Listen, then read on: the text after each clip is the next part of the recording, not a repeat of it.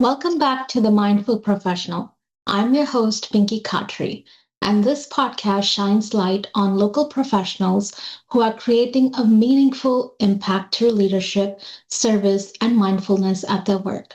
Today, I'm honored to welcome Manas Singh, the owner at Silk Banquet and Catering, a well known family run hospitality business in the DMV area, and the owner of the White Fairy Brewery and Manor. As an entrepreneur and hospitality professional, Manas is deeply committed to expanding the Silk brand through catering, community partnerships, and relentless focus on exceptional service. Today, we'll explore how mindfulness shows up behind the scenes of hospitality and how, even in high pressure environments, he brings intention, calm, and connection into every experience he creates. I wanted to start with asking you about your personal journey. What inspired you to be in the hospitality industry? So most of it was my family because I grew up in the business. So throughout high school, somewhat college, like it kind of like was not forced upon, but it was like always I knew this is what I was going to do.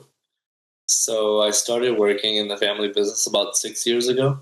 Okay. So I always helped in like high school and everything, but then started like taking over, going in every day, and then started building my own team. So now kind of I knew what I was going to do throughout the my young teenage years. Yeah. And how has your role evolved in the last 6 years since you've started working in your family business? So of course I started like as a server, started running around at caterings because we had a couple of managers at the time. And then I was in the last 3 years. So then I started taking it more seriously, started booking my own events, started talking to more clients, reaching out to the community more. So now from there on, then I started, you know, kind of more overseeing it instead of running around at events. So more planning, logistics. Now I'm the only one who does the catering. So everything Okay. comes on me. Nice. And what inspired you to expand into the White Fairy Manor and Brewery? So when we started expanding, because we've always had silk, so it's been a Mm-hmm. pretty like I would say a good staple in the DMV for like the last 15 years. So we just couldn't handle like the 400 people at our venue. So we started looking for a bigger venue. So we're like, why would we rent one when we can just kind of build our own from here? Yeah. Yeah. So we started building White's Ferry about 9 years ago. So it started out with like a 300 people venue. Then we're like, okay, we need more space. So then we made it bigger. So now we can accommodate up to like 450 people. And Nice. then we were like getting bored. We're like, okay, we need something else to do. So then we started the White's Ferry Brewery. So that was my dad's project. Yeah. Like, I want to learn how to brew and make a brewery. But mostly it's a community. Loudoun County has so many wineries, breweries. So when we would go out, we're like, my dad would be like, okay, we can do this. Yeah. Then we Yeah. started the brewery. But it's going good. It's fun. Very nice. Now, in the family business, it's just you and your father So it's that four run of the us. show? Four of you. Our Okay. biggest boss is our mom, and then my father and my brother. So my brother runs White's Ferry Okay. banner, and then me and my dad we oversee Silk, and then our Nice. mom oversees us. I like that. Very cool. So, what values or lessons have you learned, like being in the family business? What has shaped your approach to the hospitality industry you're in? That's a great question because mostly that's how I look at it. Like we treat everybody like family. It would be a client, be like another vendor. So that's how I run our business. Like I'll be like, if they tell me a small thing last minute, I'm like, don't worry about it. I'm not gonna be like, oh, let me quickly go and change your contract or whatever. Mm. So we treat Yeah. everybody like family. We try to give them the best service. We usually do our best to. So that's the way I've kind of like grown up, like seeing my dad and my mom do it. Be like, hey, Yeah. don't worry, we'll take care of this, or we'll Yeah. take care of that. Hey, you Yeah. got something last minute, and that's fine. We'll take care of this. So that's how I kind of treat it. But mainly, I always like talk to everyone instead of just doing like contracts with everyone. So I try to make sure like I make them feel like, hey, we're there for you. Yeah, and that really is special. And we just hosted our 15th anniversary at the Silk, and I was really touched, amazed at how closely you paid attention to some of the details. And even throughout the event, as you were kind of passing by, you look very chill, very laid back, and I think you had like three parties going on at the same time, and you had kids running around the corridor, they're just walking around doing their thing, and you were still like pretty cool, pretty chill. And I was like, oh, this is nice. So it's very, and it's nice for the team to see when you're so laid back, so chill, then even when there are last minute changes, then the team also kind of follows suit based on what the leader is doing.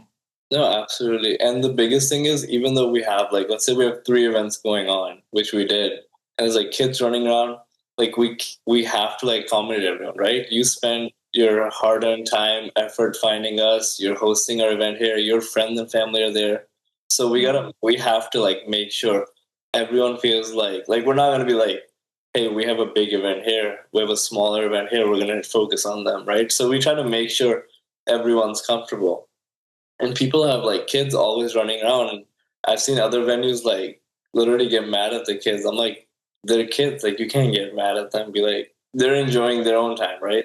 That's what Yeah. we did. We were running around when we were kids.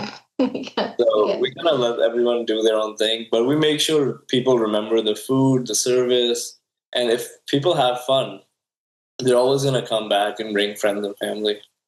Yeah, yeah, true.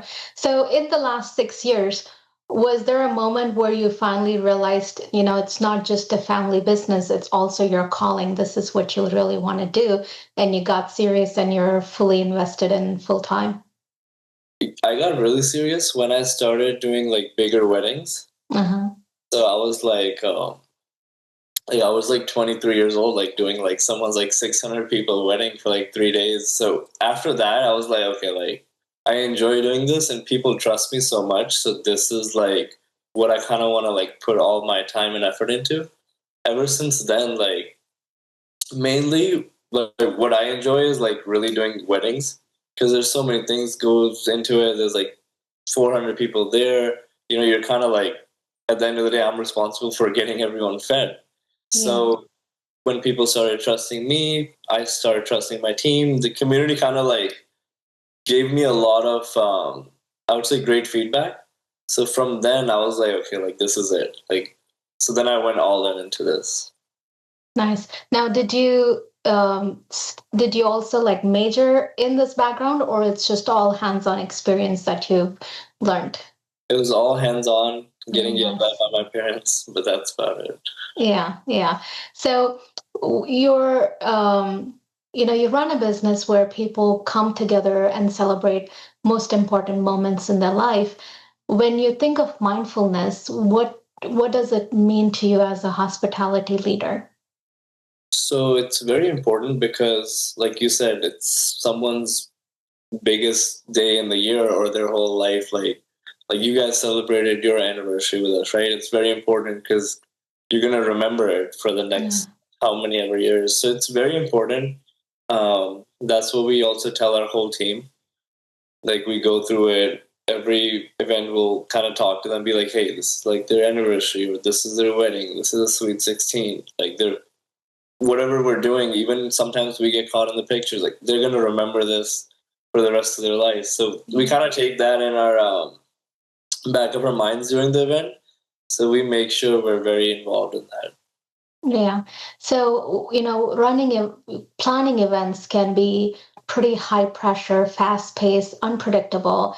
How do you stay grounded when things are moving so quickly? So I think now it's just been like so long that we're like used to it. And Okay. sometimes it's like if we have a new team member back in the day when I started it, it's like the more you think about it, it like kind of wastes our time. So if Yeah. something's on the go, we just start moving, even though we'll figure it out. Like sometimes I'll be driving to an event and I don't know what's going on there, and the Yeah. event planner will call me, be like, "Hey, they're changing something from like 4 p.m. to 6 p.m." So we just have to like kind of keep. It's hard to say no to our Indian community, so we just Yeah. keep saying yes and we keep nodding our way through it. That's good. So, is there a ritual or a mindset that you practice before a big event?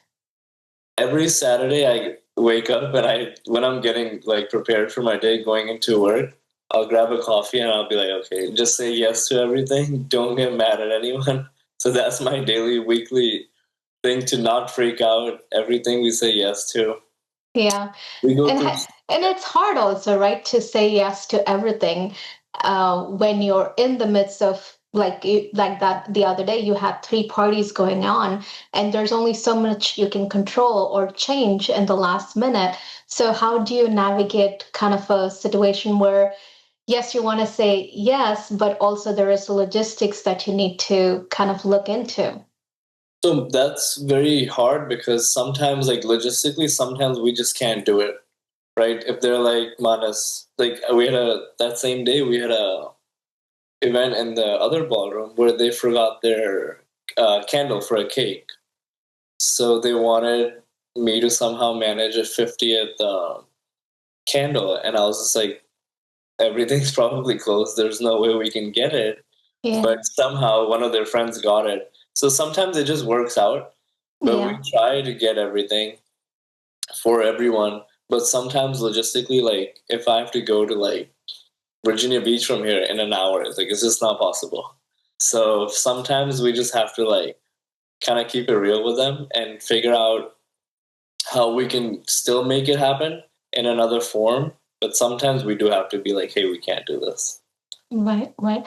And how do you cultivate a mindful, calm, and service first culture among your team members? So we started doing that when I started like kind of building our own team. So I run Hmm. a big team around 50 people on a busy weekend.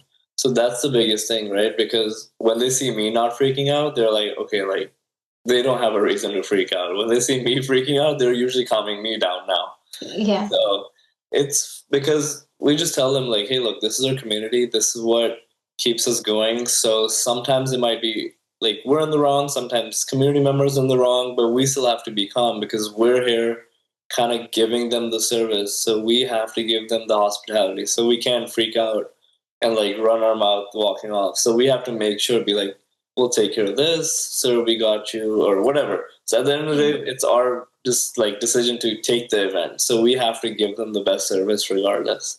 So that's the way we all look at it. Now it's just like that's our like go to. yeah. So we never freak out now. So it's like easy. It's a walk in the park now.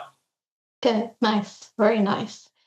And how do you prioritize exceptional service to everyone you work with? And what does exceptional service look like for mindful from a mindful perspective?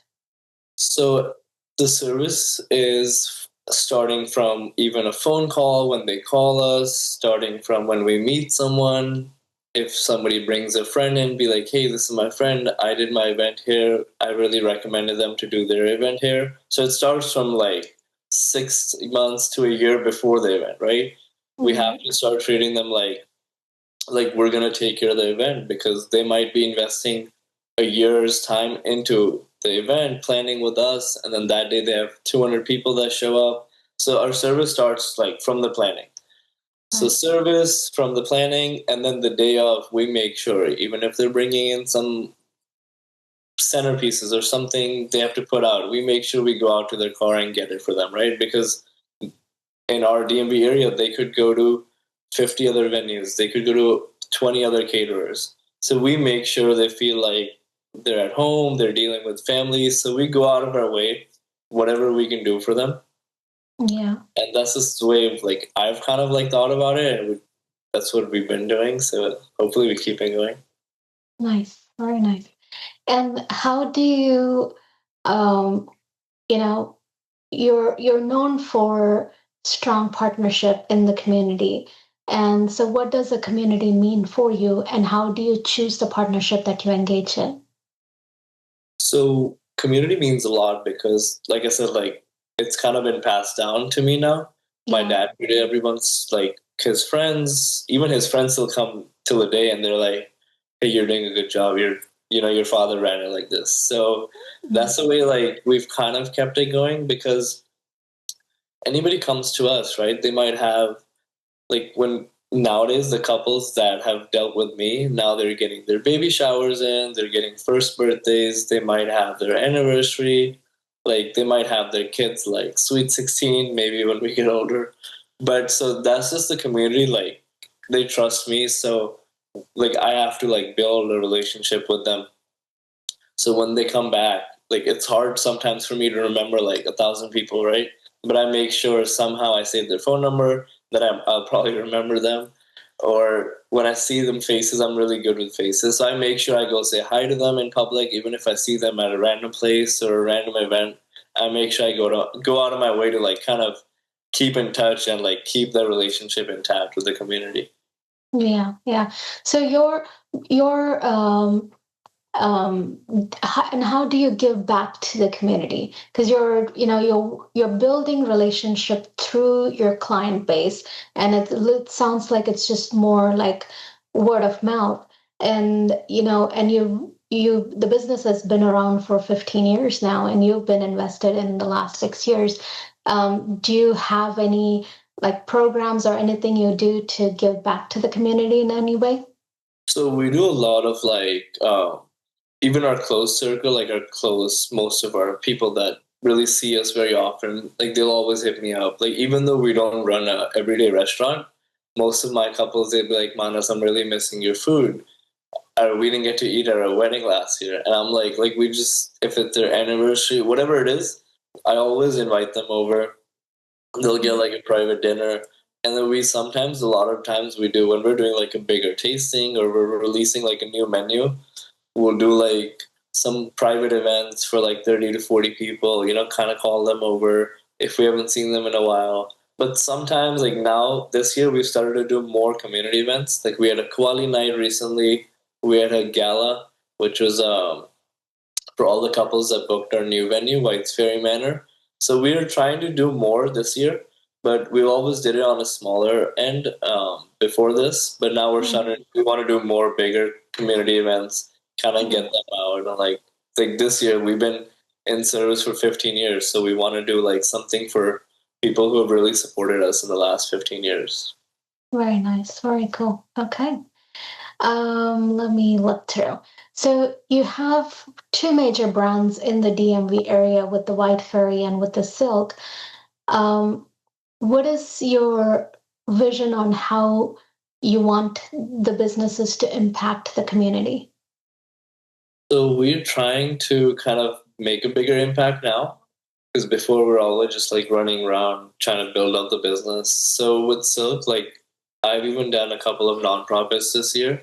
So we're trying to do our best to like kind of help the community see wherever we like some nonprofits might want a better menu for their nonprofit. They just want like two items. So we're trying to like I'm trying to do more of that where I go in and kind of like help them and even we might be more involved in the community.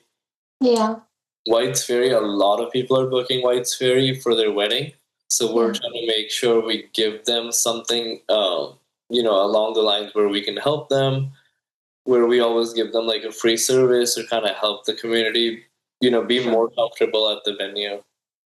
Yeah. And since you mentioned the nonprofit side, do you support any kind of nonprofits where they do like food rescue? Because I'm sure after the parties, there's a lot of food that is left over.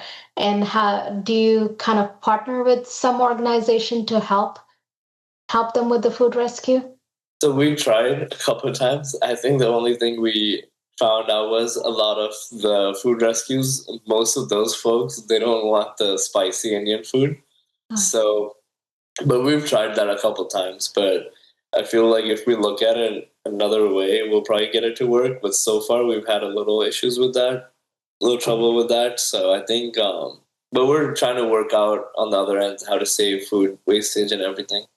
yeah, yeah. Because it's hard to, I'm sure by now, based on the number of people, you have quantities kind of set where there's not too much going into waste. So, yeah, yeah, that's something that I'm always interested in because like even at our party, I was like, "Ooh, that's so much food left over. I wonder what happens with it." It's hard because most of our desi food, it's very creamy, very buttery, rich in all those flavors. So it's hard to like keep it for a longer time and like kind of distribute it to other folks. So some of it is normal food wastage, but we Yeah. try, like you said, with our quantities. So we've done our best to like kind of calculate it where it's like just a 5 or 10% food waste. And then we Yeah. also have a big team, and they love Indian food. So most of Sure. us, we love eating after our events. We'll kind of all sit together and grab dinner after. Nice, nice. Okay. And so, as you've expanded your business, how has your leadership evolved? So it's been hard, honestly, for me because I love running around at events, and I'm like, I get to meet with the guests and interact and socialize. But when I have 4 events, it's hard to do that because I have to make sure every event is going perfectly. So now I've taken a step back from actually running around at the events, kind of overseeing all the events, talking to all my managers, making sure, and I'll call them during their event. I'll be like, hey, make sure you go say hi to the hosts and make sure they eat before they go home. So I'll still bother them what I used to do at an event, like go check with the host, go check with the bride and groom. So I'll always Yeah. call them and be like, hey, go do this, go do that. But Yeah. it's been hard because I have to like kind of sit in my car or sit in the office and make sure I'm looking at every event. But it's evolved kind of in a good way because now I trust my team more, they trust me more, and they're taking care of the events on their own. So Very nice. yeah, it's been good. And is there a leadership lesson that you wish you had learned earlier? Yeah, I wish it's good to leave some people alone. So I should have done that a lot more, but now I'm starting to do that more. Because Okay. my team has been doing this for like 6, 7 years, even longer than me. So they Yeah. kind of know what they're doing. So now I just Yeah. leave them alone. Like, okay, have fun. I agree. I agree. I don't manage a team as big as yours. I only have 5, 6 people in our office, but some of them are a little bit more experienced than I am. And I'm like, it's your zone. You got it. Here's just the outline of what I'm expecting, and you got the rest. And Yeah. most of the times they'll do a better job than me. Like they'll make sure the host is. I'm like, do you make sure the host get something? They're like, yeah, yeah, yeah, don't worry. So a lot of times they'll like kind of pick up on it quicker Yeah. than me because I'm thinking about 10 other things, and they're Yeah. only focused on the one event. So now Yeah. they're starting to do like things even sometimes I used to miss. So it all works out, I think. Yeah, yeah. So for hospitality professionals listening, many of them struggle with the burnout, especially with all the changes happening around us. What do you recommend to stay present, energized, and grounded? I think for me, it's just the feedback. Like Yeah, once for example, when we did your event, right? You were like, "Hey, Manas, thank you." Like that really means a lot for us, and especially like we're doing this with you, so I think you really like the how we handle the event. So that's what it yeah, is for me. Because when you yeah, get feedback, people are like, "Hey, like my friend from India was like, hey, the food was really good. I'm surprised we had good Indian food in Virginia." So that's what really means a lot to me, and mainly it's even like my team, they'll be like so happy when they do a good event and they come back and they're like, hey, we planned all of this. They'll take pictures, be like, look, this is what we did, we tried something new. So that's why I think it keeps it going, because when yeah, you're doing it just like as an individual, it's very hard. Like the burnout is very easy in this business, but when you yeah. have like a good team, like your chef will be like, hey, let's try this, or someone in your team will be like, hey, how about we try this? So it kind of keeps them more interested for you. Very nice. So, what are you excited the most about Silk Banquet and the White Fairy? Any upcoming expansions? Any community initiatives? What's coming up? So what's coming up is New Year's Eve. So that's big for us because we Yeah, really get to see community like having fun where we don't have to work. We're also having fun with them. So yeah, that will be big, which we're doing an event at White's Ferry. So that'll be fun. We kind of like, get to see them like happy, and then we get to like sometimes eat alongside them, kind of drink alongside them. So it's always fun like meeting with community members. But other than that, next year we're really busy for with weddings, so we're looking forward Mm. to that. We're kind of going somewhat nationwide, where we're going in different states, like local states, Delaware, New Jersey. So it's kind of just fun growing the Yeah. community now. So, but it's fun because we get to see a lot of like people coming back. Like next year, we'll see so many people that got married this year at their friend's wedding or something, and they always come and say hi and how we see Right. them. So that's always been fun. Yeah. And you said the brewery part just started recently. Any expansion plans for that coming up? Yes, so we started about 7 months ago. So our space, we started as like I would say a decent sized space, but now we're getting so busy where we kind of have to make another seating area. So we're growing in that. Hopefully next year by springtime we'll make another like patio area where we can fit another 50, 60 people. Mm. But it's been going fun. It's like we get to go try the beer, so it's fun. Sure. And when you imagine the next 5, 10 years, what legacy do you hope the business will create? So in the next 5 to 10 years, I really hope we're doing like what we still want to do, which is Mhm. like mostly doing our. We really love doing the community like weddings because that makes a bigger like it's a bigger staple for them, right? So hopefully we're still doing that on a good scale, but mainly it's like I hope we're doing it more around the nationwide because we want to like Mm. step out to like even California or like Miami. So hopefully we get to travel more. That's So what I'm how do you looking forward to. coordinate the ones nationwide? And So do you? like I did one recently in a couple of local states here next to us. So like I was in Delaware. So we'll kind of like send everything beforehand. And then we take like a chef or we take a couple of team members. We fly down or we get a hotel. We stay there.